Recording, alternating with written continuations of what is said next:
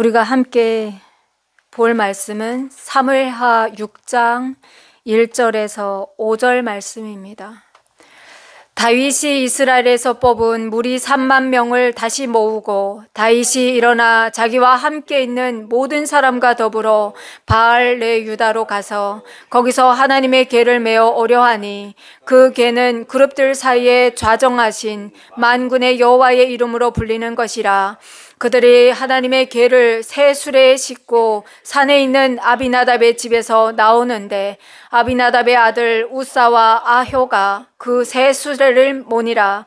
그들이 산에 있는 아비나답의 집에서 하나님의 궤를 싣고 나올 때에 아효는 궤 앞에 서가고 다윗과 이스라엘 온 족속은 잣나무로 만든 여러 가지 악기와 수금과 비파와 소고와 양금과 재금으로 여호와 앞에서 연주하더라.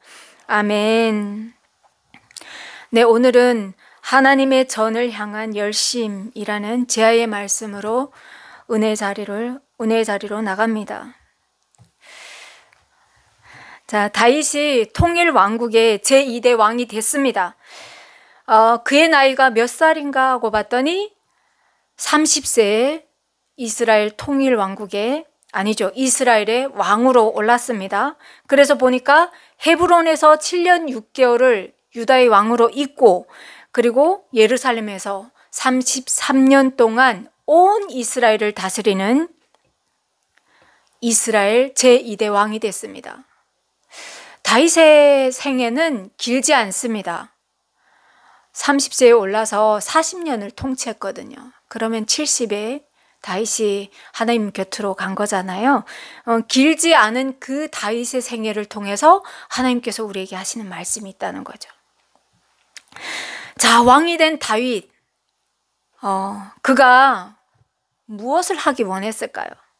오늘 사무엘하 6장에서 말씀하시는데 다윗이 하나님의 궤를 다윗성 그 예루살렘으로 옮겨오는 일을 시작했대요.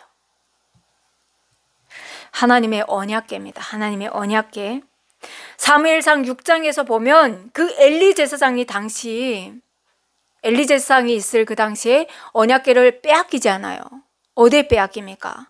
블레셋에 빼앗깁니다. 블레셋과의 전투에서 언약궤를 메고 나갔다가 빼앗겨요. 그런 참담한 내용이 기록되어 있습니다. 그리고 여호와의 궤가 블레셋에서 7개월을 이렇게 혼자 있는데 정말 많은 일들이 일어나요. 그들이 자기 신의 신 앞에 이 하나님의 언약궤를 갖다 놨는데 그 다음날에 가보니까 어떻습니까? 자기들의 신들이 엎드려져서 언약궤 앞에 절하고 있는 모습이고, 다시 세워놓으니까 그 다음날에는 동강동강 이렇게 잘려서 그 머리가 문지방에 이렇게 닿는 이런 일들이 있죠. 그뿐만 아닙니다. 그 언약궤가 가 있는 그 성읍들마다, 블레셋의 성읍들마다 질병이 창궐하고 그 질병으로 인해서 많은 생명을 잃고 막 이런 일들이 일어나지 않습니까?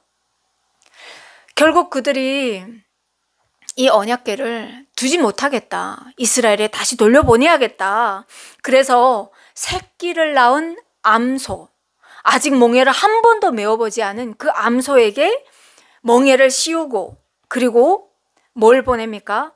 그 블레셋 지역에 돌아다니면서 창궐했던 그 질병을 상징하는 금괴를 만들고, 또 금을 만들어서 이렇게 5개씩 그렇게 언약궤에 함께 실어서 여호와 신께 바치는 제물로 이렇게 해서 보냅니다.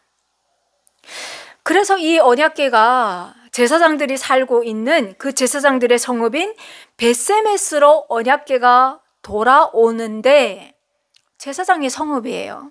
돌아오는데 그때 어떤 일들이 일어납니까? 하나님의 언약궤에 함부로 손을 댔다가 70명이 그 자리에서 무리 죽음을 당하는, 많은 사람들이 죽습니다. 그래서 그들이 어떻게 합니까? 이 거룩하신 하나님 여호와 앞에 누가 능히 서리요? 그를 우리에게서 네게로 올라가게 할고 하면서 그 두려운 마음으로 제사장 성읍에 있지 않게 하고 옮깁니다. 굉장히 마음 아픈 일들이 일어나요. 하나님께서 하나님의 백성, 그 제사장 성읍으로 갔는데 그들이 하나님의 법을 잘 몰라서, 규례를 잘 몰라서 무리 죽음 당하고, 오히려 그 이방 민족 가운데 언약궤가 이렇게 돌아다녔는데 하나님께서 자기 백성 가운데 왔는데 또다시 언약궤를 이렇게 다른 성으로 옮기는. 그래서 이 언약궤가 다시 어디로 가냐면요, 기럇 여아림 사람들에게로 옮겨갑니다. 그래서 아비나답의 집에 옮겨져서 그의 아들 엘리아사를 구별하여서 언약궤를 돌보게 하죠. 그러니까 다윗이 왕위에 오르기까지 지금 이 언약궤는 어디에 있냐면요, 성막과 동떨어져서 있는 거예요. 그게 몇 년이 있었느냐? 다윗이 온 이스라엘의 왕이 될 때까지 70년을 밖에서 언약궤가 있습니다. 마음이 아픈 일들이 일어나는 거죠. 어떻게 이런 일이 있을 수 있습니까? 자, 아비나답의 집에서 계속 있는 겁니다. 70년 동안. 그러면 엘리야살이 이렇게 언약궤를 앞에 이렇게 섬기다가 그 자녀들이 이제 다시 대물림하여서 지금 섬기고 있다는 거죠. 그리고 이제 온 이스라엘의 제2대 통일의 왕이 다윗이 되었습니다. 그래서 다윗이 그 성막은 기브온에 있는데 이 언약궤는 거기에 있지 않잖아요. 그래서 다윗이 이 언약궤를 향한 그 사모하는 열정, 사랑, 하나님을 향한 사랑, 하나님 어떻게 그 성막에 있지 않으시고 다른 데 있을 수 있습니까? 그래서 이 다윗이 그 언약궤를 모셔오려고 가장 처음으로 한 일이 이런 일을 하는 겁니다. 하나님을 사랑하는 사람들은 이런 일을 하는 거예요. 자, 다윗은 이스라엘을 세우신 하나님의 그 존재의 이유와 이스라엘이 무엇을 해야 하는지 그 사명을 아는 사람이에요. 누구보다 잘 아는 그런 다윗이죠. 그리고 이스라엘에게 이런 영광을 주시는 분이 누구신지를 정말 전곡을 이렇게 딱 꿰뚫는 다윗이었던 거죠. 그래서 이스라엘 중심에 함께 계시는 그 하나님, 이스라엘과 함께 걸어가시는 그 영광, 그 하나님의 언약궤를 인도하려고 그 눈에 보이는 가시적으로 세워진 이스라엘이라는 나라를 통해서 하나님께서 이루실 그 영광의 그날을 바라보면서 언약궤를 모셔오려고 하는 거죠. 옮겨오려고 합니다. 그래서 다윗이 무엇을 하냐면요, 3만 대군을 모집합니다. 한두 명이 모인 게 아니에요. 3만 대군을 모읍니다. 왜냐하면요, 이 언약궤가 있는 그곳은 블레셋과 맞닿아 있는 국경지대거든요. 접경지대입니다. 그러니까 언약궤를 모셔오는 가운데 블레셋이 치면 언약궤를 보호하고 또 이스라엘을 방어하기 위해서 이 3만 대군이라는 군대를 모으고 갑니다. 그래서 법궤가 있는 바알레 유다로, 기럇 여아림의 옛 명칭이거든요. 그 기럇 여아림으로 이렇게 갑니다. 블레셋의 접경 근접한 곳으로 가죠. 자, 그래서 갔는데 누굽니까? 엘리아살의 아들들이 이렇게 나와서 언약궤를 메고 나오는데 이 언약궤를 어디에 싣냐면요, 새 수레에 싣습니다. 그러니까 다윗이 어정쩡해서 그 새 수레에 싣고 그 우사와 아효가 새 수레를 몹니다. 그러면서 지금 이렇게 오는데 3만 대군이 앞에서 여러 가지 악기와 수금과 비파, 소고와 양금과 제금 막 하나님 앞에서 찬양하면서 걷는 거예요. 여러분 한번 상상해 보십시오. 3만 대군이 지금 찬양하면서 언약궤를 모시고 걷는 거예요. 얼마나 웅장합니까?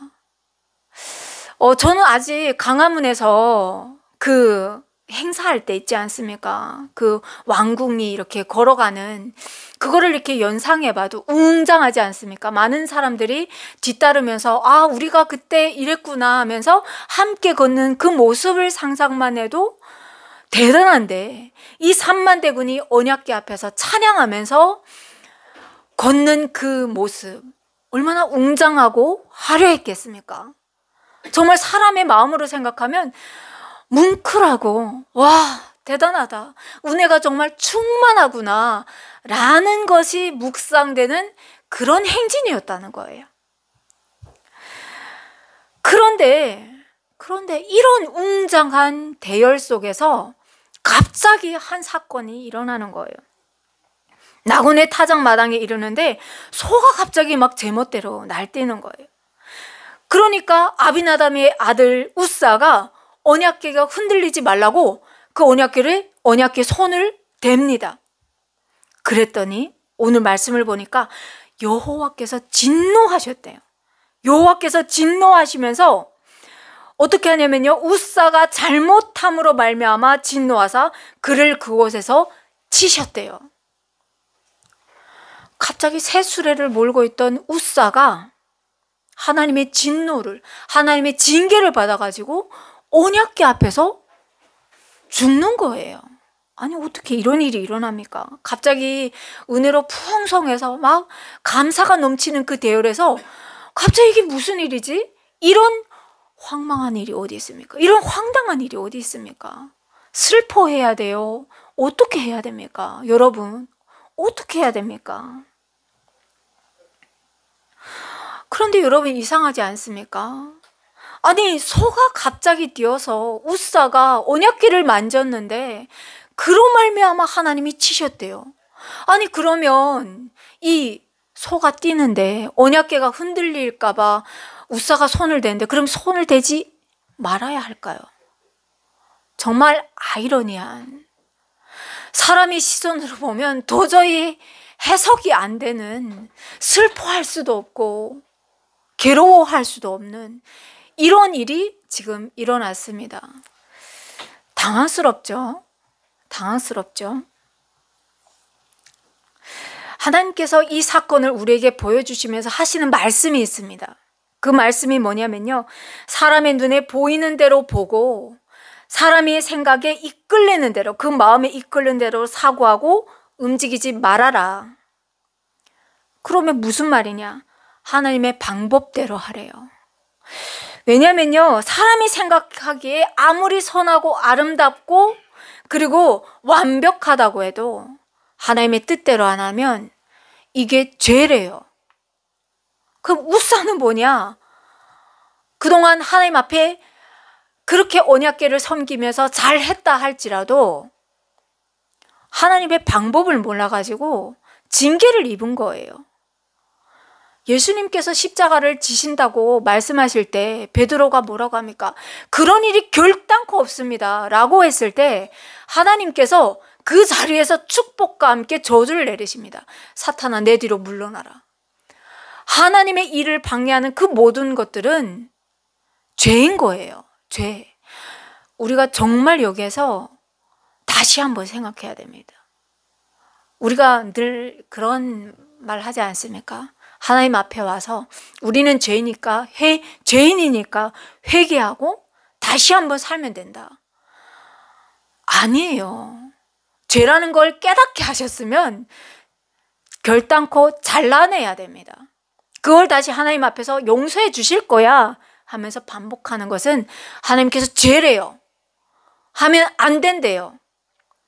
그래서 하나님 앞에서 정말 내가 모르고 실수했을 때 하나님 용서해 주십시오. 그거는 하나님께서 용서해 주시지만 이게 죄인 걸 알면서도 나의 연약함을 아시니 주님 한 발짝 양보해 주십시오. 하나님은 절대로 양보 안 하신다는 거예요. 우사와 같이 이렇게 치신다는 겁니다. 하나님께서 우리에게 경고하시는 거예요. 우리 믿음에 경고하시는 거예요. 똑바로 서라고.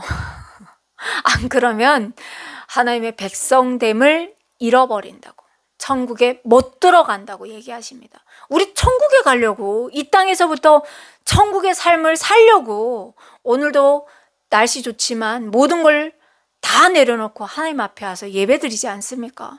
그러면 그걸 쟁취해야죠. 그 열매를 맺어야죠.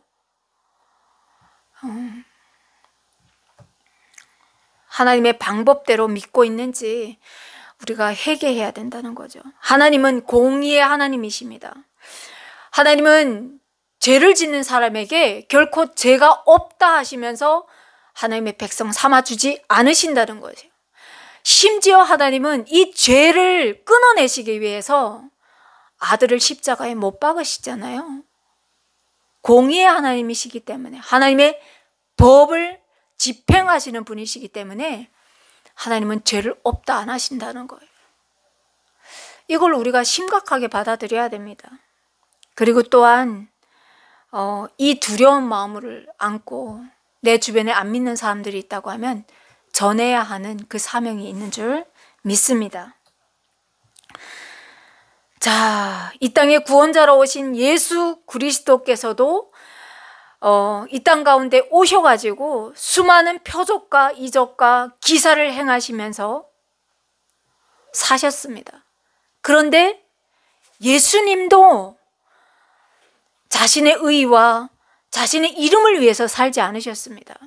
예수님도 이 땅 가운데 오셔서 하신 일이 하나님의 나라 선포였고 하나님의 의를 위해서 이 땅 가운데 오셔서 사셨습니다. 하나님의 말씀을 성취하기 위해서 이 땅 가운데 오셨고요. 자신의 생각과 뜻이 아닌 하나님의 말씀에 순종하기 위해서 이 땅에 오셔서 그 십자가를 지시기까지 순종하셨던 분이십니다. 그러니까 예수님까지 그러셨는데 우리가 다른 길이 있습니까? 없습니다. 말씀에 순종하는 것, 하나님의 말씀에 그 법대로 사는 것, 그게 우리가 해야 되는 길입니다. 그게 바로 나의 십자가입니다. 예수님께서 이런 말씀을 하셨습니다. 나더러 주여 주여 하는 자마다 다 천국에 들어갈 것이 아니요 다만 하늘에 계신 내 아버지의 뜻대로 행하는 자라야 들어가리라. 또 이런 말씀도 하셨습니다. 누구든지 하늘에 계신 내 아버지의 뜻대로 하는 자가 내 형제요 자매요 어머니다. 이런 말씀을 하셨습니다. 예수님도 하나님의 말씀대로 사셨습니다. 그 말씀을 성취하기 위해서 오셨고요. 그 길을 가셨습니다. 그래서 사무엘도 하나님의 말씀에 불순종하는 그 사울 왕에게 이런 말을 하지 않습니까? 여호와께서 번제와 다른 제사를 그의 목소리 청종하는 것을 좋아하심 같이 좋아하시겠습니까? 하나님의 말씀을 듣는 것만큼 하나님께서 기뻐하실 일이 어디에 있습니까? 순종이 제사보다 낫고 듣는 것이 순양의 기름보다 나으니, 그러니까 말씀대로 하십시오, 이런 얘기를 하는 거죠. 우리에게도 하나님께서 말씀대로 해라. 그것이 길이고 그것이 빛이고 생명이다라고 말씀하시는 겁니다. 이걸 위해서 예수님 오셨잖아요. 구약 때나 신약 때나 21세기를 살아가는 우리에게나 동일한 메시지입니다. 자, 웃사는 잘못을 해서 하나님의 규례를 잘 몰라서 하나님 앞에 징계를 받았습니다. 죽었습니다. 그러면 왜 하나님은 소들을 띠게 하셔서 언약궤를 실은 새 수레가 위태롭게 하셨을까? 대체 무슨 말씀을 하시려고? 하나님의 그 행하시는 일들 가운데는 늘 하시고자 하는 말씀이 있습니다.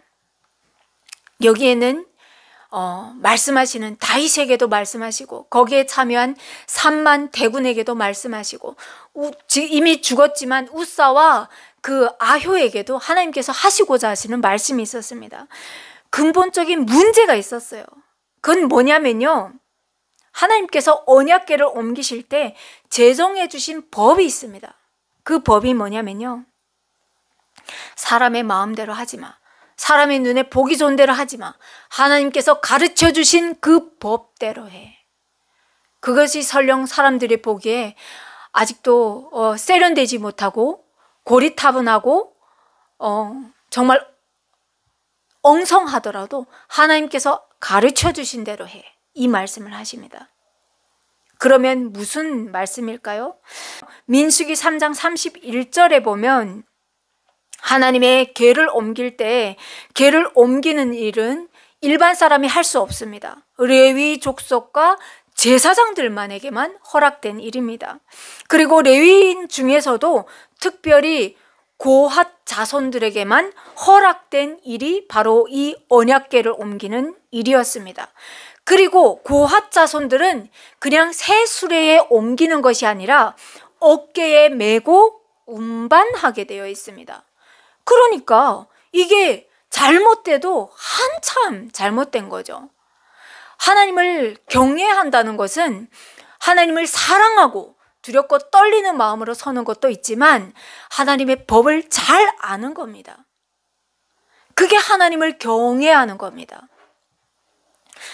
자, 그러면 사무엘상 6장 7절에서 이 새 수레에 대한 내용이 한 번 더 나옵니다. 뭐냐면요, 이스라엘로부터 언약궤를 빼앗은 블레셋이 자기네 신상에 이렇게 두었지만 많은 일들이 일어나잖아요. 그러니까 여호와가 우리를 치는구나, 이것을 알아챘어요. 이방인들이 알아챘어요. 그래서 어떻게 합니까? 최대한 예를 갖춰서 새 수레에다가 멍에를 한 번도 매보지 못한 그 암소 2마리에게 멍에를 메어서 예물을 갖춰서 보내죠. 그런데 그때는 하나님께서 이들을 치시는 일이 없었어요. 그러면 왜 그때는 치지 않으시고 왜 지금은 치시냐는 거죠. 알아야 하죠. 알아야죠. 하나님은 하나님의 그 법을 받은 백성에게 요구합니다.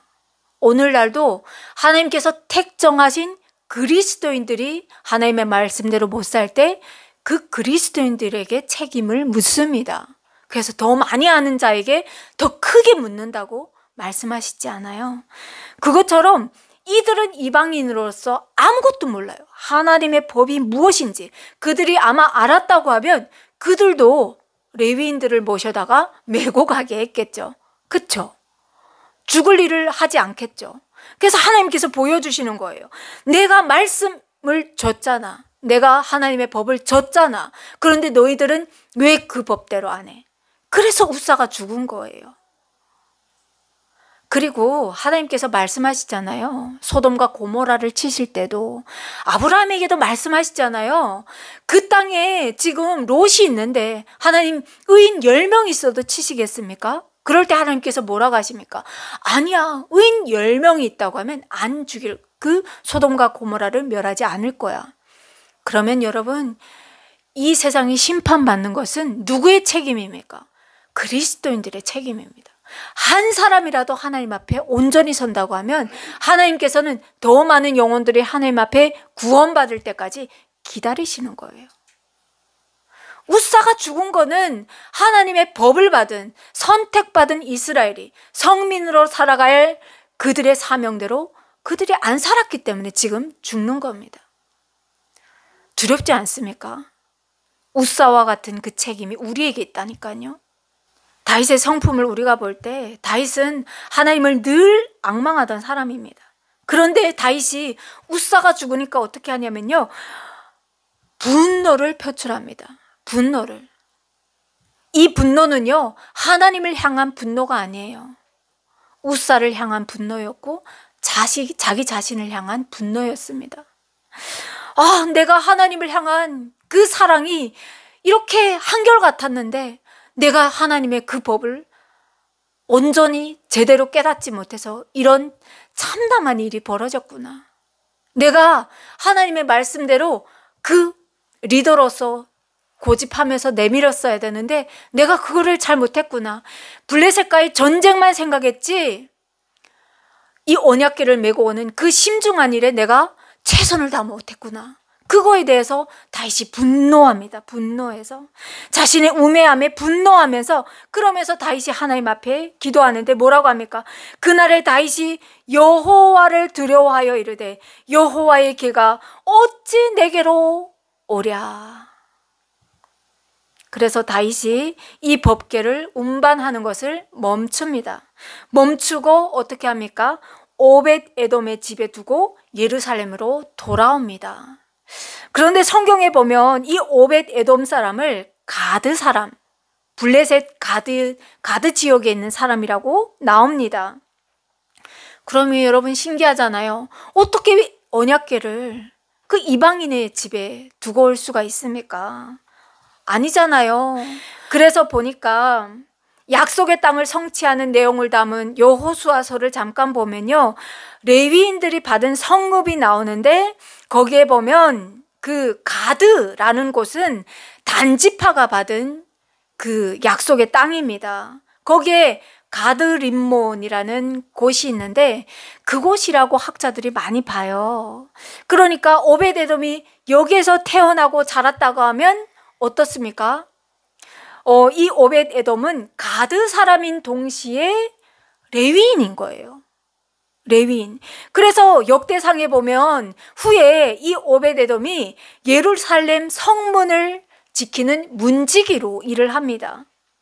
그리고 이 사람을 가드 사람이라고 한 것은 그가 단지파 지경 내에 있는 레위인의 성읍, 그 가드 림몬에서 태어났기 때문에 성경이 가드 사람 오벳에돔이다 라고 이렇게 기록하고 있는 것 같습니다. 율법을 알고 있었던 다윗이 이 언약궤를 레위 자손의 집에 이렇게 두는 거예요. 그리고 이 오벳에돔은 또 언약궤를 메고 나가는 그 고핫 족속의 자손입니다. 그러니까 제대로 둔 거죠. 제대로 뒀습니다. 그렇게 이 언약궤는 다윗성 예루살렘으로 못 가고 오벳에돔의 집에 얼마간 있냐면요, 3달 동안 있습니다. 그런데 그 3개월 동안 하나님께서 오벳에돔의 집에 많은 축복을 주시는 거예요. 왜냐하면 언약궤가 있을 곳에 있는 거예요. 지금 섬기리 하나님께서 명령해 주신 그 집에 있는 거잖아요. 그래서 하나님께서 많은 축복을 내려주시니까 어떤 사람이 다윗에게 가서 말하는 거죠. 여호와께서 하나님의 궤로 말미암아 오벳에돔의 집과 그의 모든 소유에 복을 주셨습니다 라고 얘기합니다. 그래서 다윗이 하나님의 진노가 좀 풀렸구나. 하나님을 열망하는 다윗이지 않습니까? 우사가 죽음으로 말미암아 하나님의 눈치를 보는 거죠. 하나님의 눈치를. 그래서 다시 한번 그 하나님을 사모하는 마음을 막 불태우면서 하나님을 향한 그 열정, 사랑, 사모함이 가득해가지고 다시 한번 언약궤를 옮기려고 제2차 시도를 합니다. 여기서 다윗이 어떻게 합니까? 이전의 실수를 반복하지 않기 위해서 하나님께서 가르쳐 주신 그 법대로, 규례대로 행합니다. 레위 사람 외에는 하나님의 궤를 맬 수가 없으니 이는 여호와께서 그들을 택하사 여호와의 궤를 메고 영원히 그를 섬기게 하셨다 하면서 아론 자손과 제사장의 그 집안과 레위 사람들을 모읍니다. 과거 3만 대군을 모으고 전쟁을 대비했던 다윗의 모습과는 완전 다른 모습으로 떠나는 겁니다. 그리고 제사장 사독과 아비아다를 부르고 또 레위 지도자로 뽑은 그 우리엘과 아사야와 요엘과 스마야, 엘리엘, 암미나바 이런 사람들을 막 불러가지고 말하는 거예요. 너희는 레위 사람의 지도자니 너희와 너희 형제는 몸을 성결하게 하고 내가 마련한 곳으로 이스라엘의 하나님 여호와의 궤를 메고 올라오라. 전에는 너희가 매지 아니하였으므로 우리 하나님 여호와께서 우리를 찢으셨으니 이는 우리가 규례대로 그에게 구하지 아니하였다. 다윗이 알죠? 실수를 했다 하더라도 알아채는 게 중요해요. 그걸 못 알아채면요 정말 미련한 사람인 거예요. 얻어맞을 수 있어요. 징계 받을 수 있어요. 고난 닥칠 수 있어요. 역경 올 수 있어요. 그런데 시간이 해결해 주겠지. 다 지나갈 거야 라고 있으면 안 돼요. 그것이 어디로부터 비롯되는지 모르지만 일단 하나님 앞에 우리는 무릎 꿇고 기도하면서 나와야죠. 그래서 하나님과 함께 이 역경 고난을 이겨나가야 됩니다. 자, 다윗이 다시 법궤를 모셔오기 위해서 거기에 간 곳은 3개월이 지난 뒤죠. 그렇게 다윗이 그 법궤를 옮길 때 하는 일들을 보니까 법궤를 맨 사람들이 6걸음을 걸으면 다윗이 그 앞에서 제사를 지내고 온 힘을 다해서 춤을 추는 거예요. 언약궤 앞에서. 얼마나 기다렸던 때였으면, 얼마나 그 하나님을 향한 그 사모하는 마음이 대단했으면 이랬을까요? 여러분은 하나님 앞에서 이렇게 삽니까?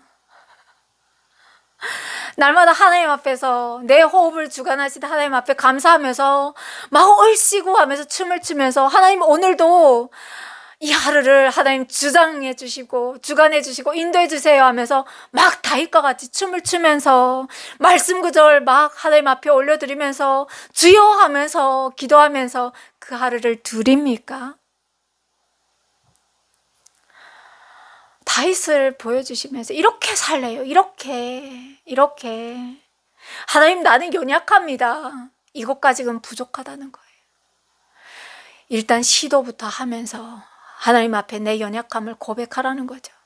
사람이 할 수 있는 것 하면서 하나님 앞에 내 연약함을 고백하라는 거죠. 그럴 때 하나님께서 부족한 그 2%를 성령 하나님으로 말미암아 힘 주시고 인내 주시고 담대함 주셔서 열매 맺게 하신다는 거죠. 자, 이렇게 모두가 기뻐하면서 경사스러운 날 다윗 왕이 그 앞에서 춤을 추면서 제사하면서 6걸음마다 제사 드리면서 춤추며 나가는데 온 백성이 어찌 기쁘지 않겠습니까? 그래서 다윗과 함께 막 춤을 추면서 예루살렘에 그 언약궤가 들어가는데 이 경사스러운 날, 이 은혜로 충만한 날, 한 사람만 이 은혜 가운데 함께 거하지 못합니다. 그래서 보니까 사울의 딸 미갈이 창문 밖에서 언약궤가 들어오는데 다 그 거리에 나서서 막 흔들면서 하나님 앞에 경배 드리는데 이 미갈은 창문에 서서 거만하게 교만하게 다윗을 바라보면서 뭐라고 합니까? 심중에 다윗을 업신여기는 겁니다. 그래서 다윗이 하나님 앞에서 또 번제와 화목제를 드리면서 드디어 하나님 이스라엘 백성 가운데 오셨습니다. 주여 하면서 막 감사하면서 온 백성을 축복하고 또 맛있는 음식을 주님 앞에 나누어 주고 다 마치고 그리고 그 은혜를 내 가족과 함께 나누려고 왔는데 그 첫걸음으로 내 사랑하는 아내, 그토록 사모했던 내 아내 그 미갈에게 찾아왔습니다. 그 미갈에게 왔는데 이 어리석은 미갈 뭐라고 합니까? 이스라엘 왕이 오늘 어떻게나 영화로우신지 방탕한 자가 염치 없이 자기의 몸을 드러내는 것처럼 오늘 그의 신복의 계집종의 눈앞에서 몸을 드러내셨나이다. 아니 어떻게 이렇게 어리석을 수 있습니까? 다윗을 모르니까 이러는 거예요. 다윗을 모르니까. 사울 왕이 죽었다고 사울의 그 왕관을 들고 사울의 그 팔찌를 가지고 다윗 왕의 앞에 와서 아양을 떨던 그 아말렉 청년같이 이스보셋의 그 수급을 베어가지고 다윗 왕 앞에 와서 당신의 원수를 여호와가 갚으셨나이다 하면서 잠자는 사람을 죽이고 와서 다윗 앞에 와서 알랑거리던 그 군 지휘관들 같이 미갈도 다윗을 모르는 거예요. 다윗을 모르는 거예요. 그러니까 이런 엄중한 실수를 하는 겁니다. 다윗이 뭐라고 합니까? 이 미갈에게 이는 여호와 앞에서 내가 한 것이다.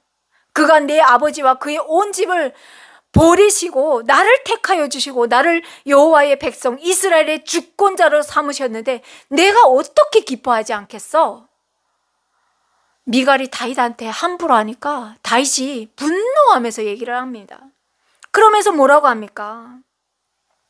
나를 여호와의 내가 여호와 앞에서 뛰놀리라. 내가 이보다 더 낮아져서 스스로 천하게 보일지라도 내가 말한 바 계집종에게는 내가 높임을 받을 걸 하면서 다윗이 미갈을 그때부터 보지 않습니다. 그래서 성경이 뭐라고 합니다. 말합니까? 미갈에게 자식이 없었대요. 그만큼 다윗이 분노해서 미갈에게 들어가지 않은 거예요. 미갈이 불임한 여성이 아니라 다시는 미갈을 보지 않았다는 거예요. 여러분, 다윗만 보여주셨을까요? 아니요, 하나님께서 보여주시는 거예요. 하나님을 제대로 알고 섬기라고. 하나님 앞에 나와서 그냥 예배 드린다는 명목 하나로는 부족하다고. 온전히 알아서 온전히 여호와를 섬기라고. 그래야 열매 맺힌다고. 너의 상급이 크다고. 하나님께서 예비하신 그 왕관을, 천국의 왕관을 너희가 쓸 수 있노라고 말씀하시는 겁니다. 다윗과 미갈을 가시적으로 보여주시면서 하나님께서 말씀하시는 거죠. 열심히 신앙생활을 했는데 마지막 날에 주님께서 내가 너희를 도무지 알지 못하니 불법을 행하는 자들아 내게서 떠나가라 라고 모래 위에 어리석게 지은 집을 지은 사람들 같이 되면 그 어두운 데 쫓겨나면 그때 아무리 후회하고 이를 갈면서 울어도 그때는 이미 늦습니다. 여러분, 기회 주시는 지금이 은혜의 시대임을 우리가 다시 한번 생각하고 하나님 앞에 온전히 삽시다. 하나님 앞에 온전히 드립시다. 다윗과 같이 삽시다. 이렇게 다윗처럼 살라고 보여주시는 거잖아요.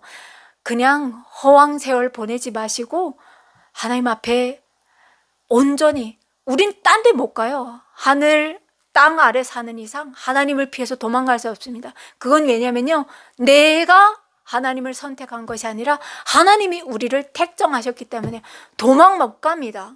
하나님을 떠나서는 우리의 삶 가운데 불행밖에 없습니다.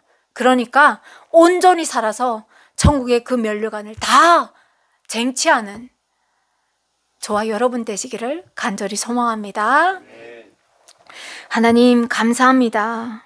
하나님을 온전히 알라고 66권의 말씀을 통해서 오늘도 우리의 그 마음의 문을 두드리시는 그 하나님을 오늘 말씀을 통해서 봤습니다. 주님, 우리에게 지혜를 주십시오. 성령 하나님께서 우리를 붙들어 주셔서 하나님 이 영적 전쟁에서 승리하게 하여 주십시오. 또한 하나님, 우리가 할 수 있는 것을 게으름이 아니라 부지런함으로 제사장의 신분으로 하나님 앞에 산제사로 올려드릴 수 있도록 주님 우리를 붙들어 사용하여 주시옵소서. 한 주의 삶도 주님께서 붙들어 주심으로 말미암아 천국 시민의 삶을 살아낼 수 있는 그 승리를 허락하실 줄 믿사옵고 예수님의 이름으로 기도드립니다. 아멘.